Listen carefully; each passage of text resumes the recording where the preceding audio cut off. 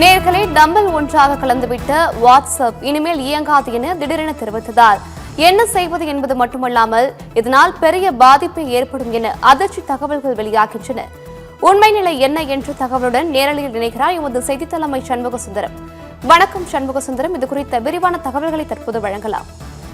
ஷர்மிளா, இன்றைய நிலையிலே இன்றைய இந்தியாவிலே வாட்ஸ்அப் பயன்படுத்தாதோர் யார் என்றால் விரல் விட்டு எண்ணிவிடலாம். அந்த அளவுக்கு வாட்ஸ்அப் பயன்பாடு என்பது செல்போன் வைத்திருக்கிற அனைவருமே வாட்ஸ்அப் பயன்பாட்டில் இருக்கிறார்கள் என்பதுதான் உண்மை, யதார்த்தமான கள நிலவரம்.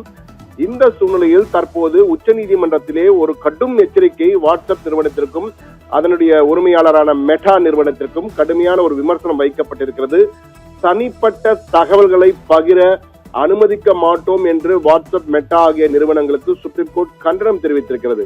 எச்சரிக்கை கொடுத்து நீங்கள் தகவல்களை பகிர்வதை தொடர்ந்தால் இந்த நாட்டை விட்டு செல்லுங்கள், இந்த நாட்டை விட்டு வெளியேறுங்கள் என்ற வகையிலே ஒரு கடும் கண்டனத்தை தெரிவித்து அவர்கள் பதில் மனுவை தாக்கல் செய்ய வேண்டும் என கூறியிருக்கிறது.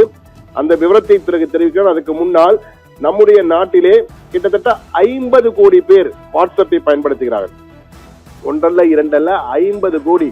நாட்டின் மக்கள் தொகையிலே கிட்டத்தட்ட ஒரு 40% பேர் வாட்ஸ்அப்பை கட்டாயமாக பயன்படுத்துகிறார்கள். அதுவும் வாட்ஸ்அப் பயன்பாடு என்பது மிகப்பெரிய அளவுக்கு அன்றாட தகவல் பரிமாற்றம் மட்டுமல்ல, வணிக தொடர்புகள், கோப்பு பகிர்வுகள் என பல விதங்களிலே வாட்ஸ்அப் என்பது பயன்படுத்தப்படுகிறது.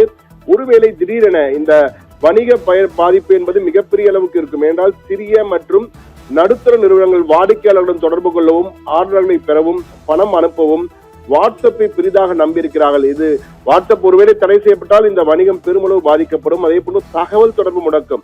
தற்போது வாட்ஸ்அப்பில் ஏனால் கடிதம் என்பதை எழுதுவதெல்லாம் தற்போது மறந்தே போய்விட்டதற்கு காரணம் வாட்ஸ்அப் வந்த பிறகுதான். வாட்ஸ்அப் வந்த பிறகு இதற்கு முன்னால் பேஜர் போன்ற பல விடயங்கள் வந்தாலும் வாட்ஸ்அப் உடைய வீச்சு என்பது மிகப்பெரிய அளவுக்கு இருக்கிறது. வாட்ஸ்அப் பயன்படுத்தாமல் இருந்தால் பல மிகப்பெரிய இழப்பு ஏற்பட்டு விடுமோ என்ற அளவுக்கு தற்போது வாட்ஸ்அப்பை அனைவரும் பயன்படுத்துகிறார்கள்.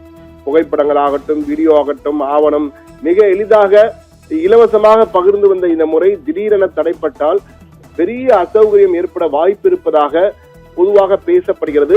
ஆனால் இதற்கு மாற்று செயலிகள் பல இருக்கின்றன. டெலிகிராம், சிக்னல் போன்ற பல்வேறு மாற்று செயலிகள் இருக்கின்றன.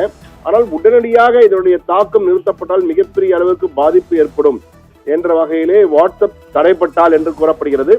ஏன் இந்த வாட்ஸ்அப் தடைப்பட வேண்டும் என்றால், தனி உரிமை கொள்கையை மீறும் வகையில் தனிப்பட்ட தரவுகளை பகிர்வதாக மெட்டா நிறுவனம், வாட்ஸ்அப் ஆகிய நிறுவனங்களுக்கு எதிராக இந்திய போட்டி ஆணையத்திலே வழக்கு தொடரப்பட்டது. அதில் இரு நிறுவனங்களுக்கும் தங்களது ஏகபோக ஆதிக்கத்தை தவறாக பயன்படுத்துவதாக ஆணையம் கண்டறிந்தது. இரு நிறுவனங்களுக்கும் 213 கோடியே 14 லட்சம் ரூபாய் அபராதம் விதிக்கப்பட்டது. இதற்கு எதிராக தேசிய கம்பெனி சட்ட மேல்முறையீட்டு தீர்ப்பாயத்தில் தொடரப்பட்ட வழக்கை தீர்ப்பாயமும் உறுதி செய்ததால் வேறு வழியின்றி உத்தரவை எதிர்த்து சுப்ரீம் கோர்ட்டிலே மெட்டா மற்றும் வாட்ஸ்அப் நிறுவனங்கள் மேல்முறையீடு செய்தன. அம்மனுவை தலைமை நீதிபதி சூரியகாந்த் மற்றும் நீதிபதிகள் ஜோய் மால்யா பக்தி, விபுல் பன்சோடி ஆகியோர் அடங்கிய அமர்வு முன்பு விசாரணைக்கு வந்தது. அப்போது இரு நிறுவனங்களுக்கும் தலைமை நீதிபதி சூரியகாந்த் கடும் கண்டனம் தெரிவித்தார். அப்போது அவர் சொன்ன கருத்துக்களை நாம் மிக முக்கியமாக பார்க்க வேண்டியிருக்கிறது. இந்தியாவிலே தனி உரிமை தீவிரமாக பாதுகாக்கப்படுகிறது. சாதாரண மனிதன் புரிந்து கொள்ள முடியாத அளவுக்கு தனி உரிமை நிபந்தனைகள் தந்திரமாக வரையறுக்கப்பட்டுள்ளன உங்களிடத்திலே. எனவே இது தனிப்பட்ட தகவல்களை நாகரிகமாக திருடும் வழிமுறை. அதற்கு நாங்கள் ஒருபோதும் அனுமதிக்க மாட்டோம். தரவு பகிர்வு என்ற பெயரில் நாட்டின் தனி உரிமையுடன் நீங்கள் விளையாட முடியாது. அந்த தரவின் ஒரு வார்த்தையை கூட நீங்கள் பகிர அனுமதிக்க மாட்டோம். நீங்கள் குடிமக்களின் தனி உரிமையை மீற முடியாது. நீங்கள் ஒரு உறுதிமொழி அளிக்க வேண்டும்.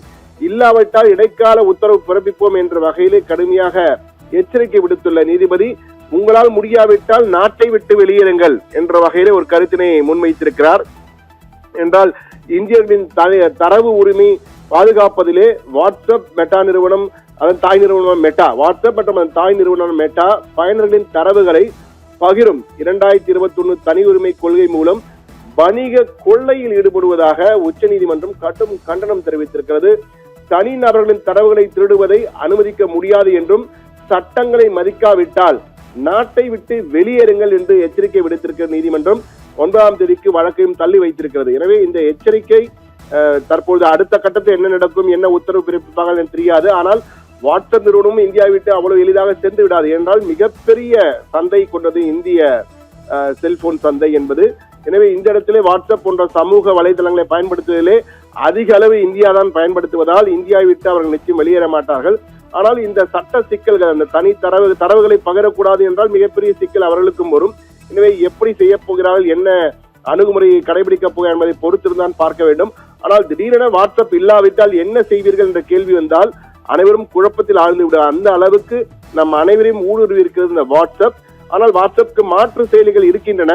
இருந்தாலும் திடீரென நிறுத்தப்பட்டால் என்ன நடக்கும் என்பதுதான் ஒரு யோசித்து பார்த்தாலே மிகப்பெரிய சிக்கல்கள் ஏற்படும். அந்த சிக்கல்கள் ஓரிரு நாட்களில் சீர் செய்யப்படும் என்றாலும் அந்த ஓரிரு நாட்கள் இருந்து மிகப்பெரிய தாக்கத்தை ஏற்படுத்தக்கூடிய அளவுக்கு வாட்ஸ்அப் மிகப்பெரிய அளவுக்கு வளர்ந்திருக்கிறது.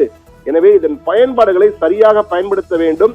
இல்லை என்றால் இது போன்ற பயன்பாட்டினால் நமக்கு மிகப்பெரிய சிக்கல் வரும் என்பதை விழிப்புணர்வு ஏற்படுத்தும் வகையில் தான் இந்த பிரேக்கிங் செய்தியை தற்போது கொடுத்திருக்கிறோம். ஷர்மிளா,